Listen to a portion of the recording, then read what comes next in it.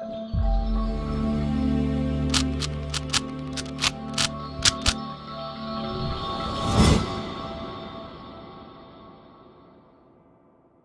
guys, welcome to Viva Classes. I hope you like my videos. If you like my videos, please like, share and support our channel.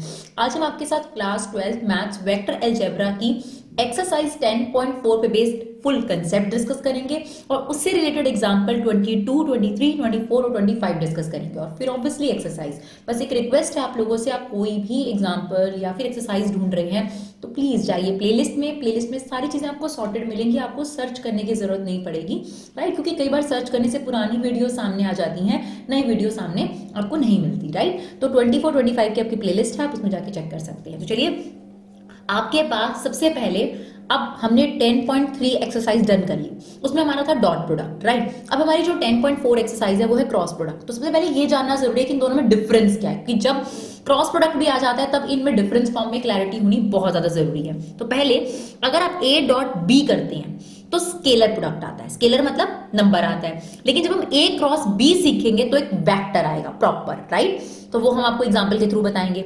दूसरा, अगर हम dot में जाएं तो हमारा angle निकालने का फॉर्मूला होता है दो वेक्टर के बीच में, it's a vector dot B vector upon A into B magnitude. लेकिन यही फॉर्मूला क्रॉस में क्या हो जाएगा, साइन थीटा। और दूसरी बात, ए क्रॉस बी जब आप करोगे एक वेक्टर आएगा ना, तो वेक्टर से एंगल तो नहीं निकल सकता, तो इसलिए उस वेक्टर का क्या निकल जाता है, मैग्नीट्यूड। बाकी देखो डिनोमिनेटर सेम है, राइट? और यहां पर क्या है कि अगर आपके पास ए वेक्टर परपेंडिकुलर है बी वेक्टर पर, यानी अगर हम 90 डिग्री रख दें तो cos 90 कितना होता है, 0, और क्रॉस मल्टीप्लाई करोगे तो ए डॉट बी कितना आ जाएगा, 0। यानी सिंपल सी बात है, इसी से ये डिराइव हुआ है। तो अगर आपके पास ए डॉट बी 0 आ जाए तो दो वेक्टर परपेंडिकुलर कहलाते हैं। लेकिन यहां पर पता है क्या होगा, यहां पर अगर आपको दो वेक्टर पैरेलल प्रूफ करने हैं तो ये वाली अप्रोच बेस्ट रहेगी, क्योंकि थीटा 0, अगर दो वेक्टर्स के बीच में थीटा कोई नहीं होता, एंगल नहीं होता, तो आपके पास थीटा 0 हुआ ना, तो अगर मैं यहाँ साइन 0 रख दूं तो ये वहां जाके क्रॉस में 0 हो गया, तो इसका मतलब A cross B is equal to क्या आ जाएगा, 0। यानी अगर कभी भी दो वेक्टर पैरेलल प्रूफ करने हैं तो ए क्रॉस बी का मैग्नीट्यूड 0 के इक्वल प्रूफ कर दो, राइट? अब हमने क्या पढ़ा था, ए डॉट ए मैग्नीट्यूड ए के स्क्वायर होता है, लेकिन क्रॉस में अगर आप सेम वेक्टर को सेम वेक्टर के साथ क्रॉस करोगे तो वो 0 हो जाएगा। Clear? A dot B dot A के इक्वल होता है, यहाँ A dot A cross B minus B cross A के इक्वल होता है। क्लियर? इसी तरीके से यहाँ आई को आई से करोगे 1 आ जाएगा, जे को जे के साथ करोगे 1 आ जाएगा, के को के साथ करोगे 1 आ जाएगा। लेकिन यहाँ पर क्या होगा, आई को आई के साथ करोगे क्रॉस तो 0 आ जाएगा, और जे का जे के साथ क्रॉस करोगे तो 0 आ जाएगा। अब इसमें ये वाला इंपॉर्टेंट है बहुत ज्यादा, आई को अगर जे के साथ क्रॉस करोगे तो के, जे को के साथ क्रॉस करोगे तो आई, और के को आई के साथ क्रॉस करोगे तो जे। मिसलेनियस में एक खास क्वेश्चन है इस पर बेस्ड, ठीक है? तो बेसिकली आपको ये फॉर्मूले सबसे पहले अपने पास लिख कर रखने हैं इस एग्जांपल्स को समझने से पहले। तो ए क्रॉस बी एक वेक्टर होगा, साइन थीटा का ये फॉर्मूला हो गया। अगर दो वेक्टर पैरेलल प्रूफ करने हैं तो उनका ए क्रॉस बी का मैग्नीट्यूड निकालो, वो 0 आ रहा होगा। अगर सेम वेक्टर को सेम वेक्टर से क्रॉस करोगे तो वो 0 आएगा, और ए क्रॉस बी अगर हम करें और उनकी प्लेसिंग चेंज कर दें तो माइनस बाहर आ जाएगा, राइट? और ये सबसे इंपॉर्टेंट, आई का जे के साथ क्रॉस के हो जाता है, जे का के साथ क्रॉस आई हो जाता है, और के का आई के साथ क्रॉस जे होता है। इनका ऑर्डर बहुत मैटर करता है, राइट? आई जे पे खत्म हुआ, के आंसर आया, जे के फिर आई आंसर आएगा, और के आई ये आपके पास जे, राइट? देखिए आई जे के, तो जे और के से क्या आएगा, आई, और के और आई से क्या आएगा, जे। तो ये ऑर्डर बहुत मैटर कर रहा है। इसके अलावा दो फॉर्मूले और हैं यहाँ पर, एरिया ऑफ पैरेललोग्राम और एरिया ऑफ ट्राइंगल। तो देखिए एरिया ऑफ ट्राइंगल का फॉर्मूला क्या होता है, half into base into height. Similarly यहाँ पर क्या है, कोई भी दो साइड ले लो, उनका क्रॉस करो, और क्योंकि क्रॉस करने पर एक वेक्टर आएगा तो उसका मैग्नीट्यूड निकालना पड़ेगा, राइट? और हाफ लगा दो, एरिया ऑफ ट्राइंगल आ जाएगा। और एरिया ऑफ पैरेललोग्राम क्या होता है आपका, लेंथ इंटू ब्रेथ। तो यहाँ पर उसने बोला है एडजेसेंट साइड लेनी है, तो एडजेसेंट साइड लेंथ और ब्रेथ ही तो होती है, तो उनका क्रॉस करा हमने, यानी लेंथ इंटू ब्रेथ करा। लेकिन क्योंकि वो एक वेक्टर आएगा तो उसका क्या ले लिया, मैग्नीट्यूड। तो ये 8 फॉर्मूलेज आपके इस एक्सरसाइज में यूज होंगे। अब इन फॉर्मूलों को कैसे अप्लाई करना है ये हम सीखेंगे। तो आपको कहता है फाइंड ए क्रॉस बी का मैग्नीट्यूड। तो सबसे पहले तो अभी आपको ए क्रॉस बी निकालना नहीं आता, तो चलिए हम बताते हैं कैसे निकालना है आपने ए क्रॉस बी। तो ए वेक्टर क्रॉस बी वेक्टर के लिए आपको डिटर्मिनेंट का इस्तेमाल करना है। सबसे पहले यहां लिख दो आई जे के, फिर आप इसके कोफिशिएंट्स लिख दो, दैट इज 2 1 3, इसके कोफिशिएंट 3 5 -2। अब जैसे आप डिटर्मिनेंट एक्सपैंड करते हो बिल्कुल वैसे एक्सपैंड करना है, कुछ नया नहीं है आपके पास, राइट? तो पहले आई लिख दिया और इसको हाइड कर दिया, तो कितना हो जाएगा -2, और ये करोगे -15, ये आ गया माइनस जे, इसको हाइड कर दो, ये आ गया -4 -9, ये आ गया के कैप, इसको हाइड कर दो, ये आ जाएगा 10 -3।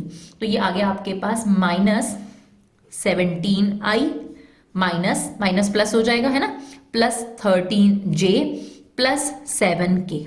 अब आपके पास ये आ गया A क्रॉस B।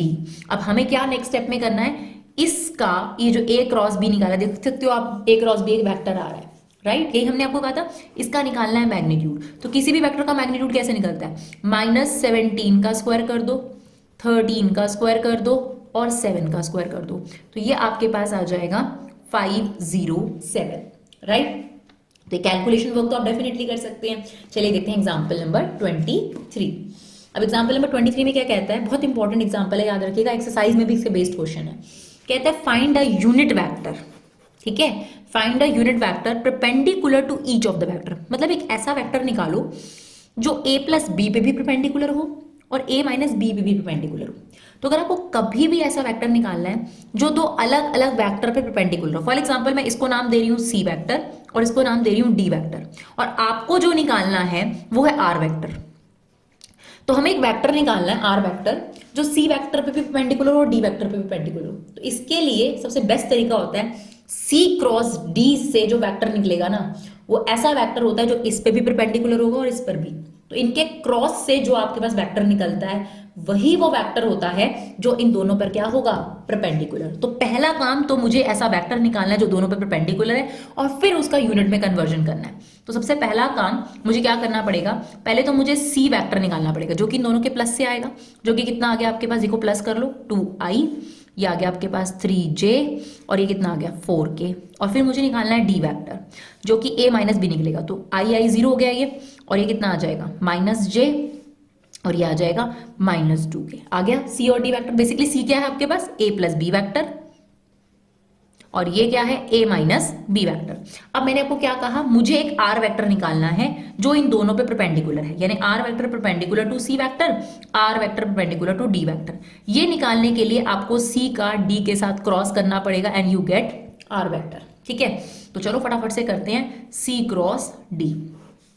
तो ये आ गया i j k, c vector ये रहा, इसके कोफिशिएंट कितने हैं 2 3 4, इसके कोफिशिएंट है 0 -1 और -2। अब इसे एक्सपैंड कर देते हैं, है ना। तो ये आ जाएगा i, इसको हाइड कर देंगे, ये कितना हो जाएगा -6, बीच में माइनस होता है तो ये हो जाएगा +4। ये आ गया -j, ये कितना आ गया आपके पास -4 और 0, है ना। फिर आ जाएगा k, इसको हाइड कर दो, है ना, ये आ जाएगा -2 और 0 को 3 से करेंगे तो ये 0। तो ये कितना आ गया हमारे पास -2i, ये +4j और ये आ गया -2k। ये आपके पास जो वेक्टर आया है ये आया r वेक्टर जो इन दोनों पे परपेंडिकुलर है। इसका उसने आपसे क्या कहा, यूनिट वेक्टर निकाल दो। तो ठीक है, यूनिट वेक्टर निकालना तो हमने पहले ही सीख रखा है। तो हमें इस वेक्टर का अगर यूनिट वेक्टर चाहिए तो इस वेक्टर को इसके मैग्नीट्यूड से क्या कर देंगे, डिवाइड कर देंगे। तो इसका मैग्नीट्यूड निकाल लो। मैग्नीट्यूड कितना आ जाएगा, -2 का स्क्वायर 4, 4 का स्क्वायर 16, -2 का स्क्वायर 4, तो ये कितना आ गया आपके पास √24। अगर आप इसके प्राइम फैक्टर करेंगे और बाहर निकालेंगे तो ये आ जाएगा 2√6। तो बेसिकली r वेक्टर को 2√6 से डिवाइड कर देते हैं, है ना, मैग्नीट्यूड से डिवाइड कर देते हो, आ जाएगा i, ये हो जाएगा 4/2√6, j ये हो जाएगा 2/2√6k। अब इसे थोड़ा सिंप्लीफाई कर लीजिए तो ये आ जाएगा -1/√6i, ये आ गया आपके पास 2/√6j और ये आ गया 1/√6k। क्लियर। तो ये एग्जाम्पल नंबर 23 है और एक्सरसाइज में बिल्कुल सेम क्वेश्चन मिलेगा आपको, इंपॉर्टेंट है, ध्यान रखिएगा। चलिए एग्जाम्पल नंबर 24 देखते हैं। अब एग्जाम्पल नंबर 24 में क्या कह रहा है, find the area of triangle. Area of triangle निकालना है हैविंग पॉइंट दिस। तो एक ट्राइंगल है आपके पास, उसके वर्टिसेस दे रखे हैं a b c, इसके वर्टिसेस हैं 1 1 1 और ये है 1 2 3 और ये है हमारे पास 2 3 1। तो हमने एरिया ऑफ ट्राइंगल आपको बताया था, एरिया ऑफ ट्राइंगल का फॉर्मूला है half into a cross b। और ये a क्रॉस b क्या है, कोई भी दो साइड्स निकाल लो, कोई भी दो, ए बी या बी सी निकाल लो, ए बी या ए सी निकाल लो, इट्स योर विश। तो वो a क्रॉस b हो जाएगा। तो पहले हमें a वेक्टर निकालना है और a वेक्टर हम निकाल रहे हैं यहाँ पर ए बी वेक्टर, ठीक है। अब ए बी वेक्टर कैसे निकलता है पता है ना, b में से a को माइनस करते जाओ, 1 - 1 0i, 2 - 1 1j और 3 - 1 2। तो ये बन गया आपके पास j + 2k कैप। और बी वेक्टर हम यहाँ पे निकाल रहे हैं AC वेक्टर, आप कुछ भी निकाल सकते हो, BC भी निकाल सकते हो, कोई दिक्कत नहीं है, राइट। तो AC के लिए क्या करना पड़ेगा, C में से इसको माइनस कर दो, 2 में से 1 गया 1, 3 में से 1 गया 2 और ये 0, तो ये बन गया आपके पास I plus 2j vector. Clear. तो ये आपका A वैक्टर, ये B वैक्टर, इनका क्रॉस निकाल दो, है ना, और फिर हाफ कर देंगे हम लोग। तो इट्स हाफ ऑफ, ये कितना है आपके पास, I J K, इसके कोफिशिएंट क्या हो गए 0 क्योंकि I नहीं है, J का 1 और ये 2 और ये हो जाएगा 1 2 और 0। इसे एक्सपैंड करेंगे और फिर इसका मैग्नीट्यूड भी निकालना है, ये बात याद रखनी है। तो अभी फिलहाल जो हमारे पास निकल रहा है, काम करो इसे लिख देते हैं, A क्रॉस B निकल रहा है अभी, है ना। तो चलो यहाँ पर प्लस माइनस प्लस I, इसको हाइड कर दीजिए, आएगा 0 माइनस 4, ये आ गया माइनस J, इसको हाइड कर देंगे, ये आ जाएगा 0 माइनस 2, ये आ गया K, इसको हाइड कर दो, ये आ गया 0 माइनस 1, ठीक है। तो ये आ गया minus 4I plus 2J minus K आ गया। अब इसका मैग्नीट्यूड निकाल दो,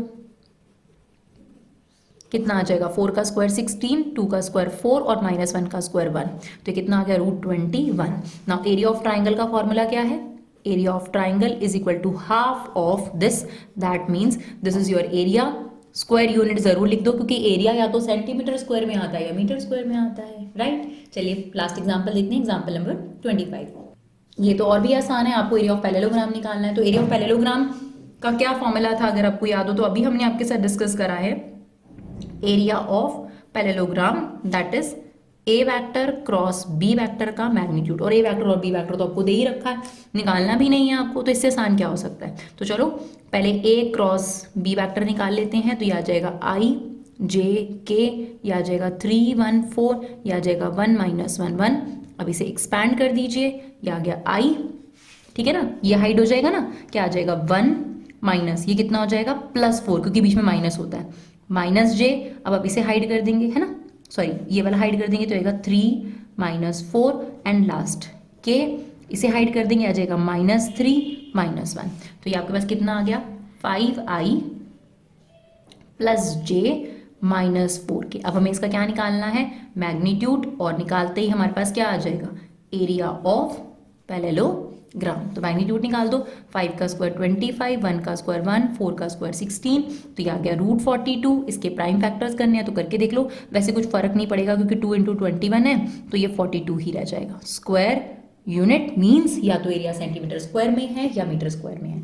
तो आप देख सकते हैं लेस देन 15 मिनट्स में आपके पास हमने एग्जाम्पल विद फॉर्मूले आपके साथ डिस्कस करे, क्योंकि देखिए हमारी वीडियोस के पीछे एक ही कंसेप्ट है, एक ही फंडा है, कम टाइम में कंसेप्ट ज़्यादा, क्योंकि आपका समय कीमती है। तो अगर आपको हमारे वीडियो यूजफुल लगे तो इन्हें शेयर जरूर करें। Thank you so much guys for love and support, keep supporting युवा क्लासेस।